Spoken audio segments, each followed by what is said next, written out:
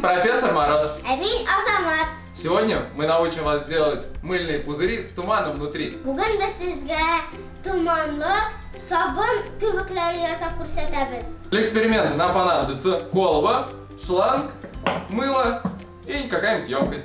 Tajriba uchun kolba, shlang, sabun, birer soat kerak. А еще нам понадобится сухой лед. Ham bizga qora buz kerak bo'lashaq. Друзья, давайте повторим новое слово. Сухой лед. Хоро, быс. Qora buz. Берем сухой лед, Olamiz. Qora buzni, одеваем перчатки, perchatkani kiyamiz. добавляем лед, Buz solamiz.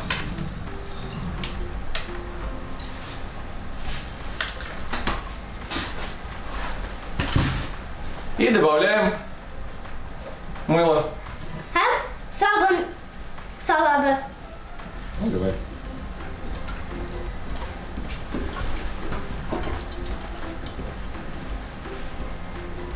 Yaxshi. Одеваем трубочку. Трубочкani kolbaga kiritamiz. Держи. Лови, на ручке лови. Еще лови.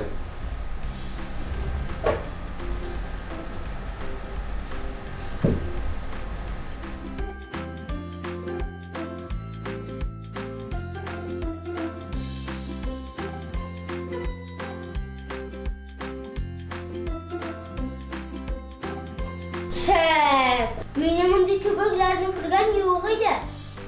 И вот, не лопай только. Оп. Друзья, мы с вами сделали классный эксперимент, в котором надули мыльные пузыри, даже не используя свое дыхание, используя только углекислый газ, который выделяется из сухого льда.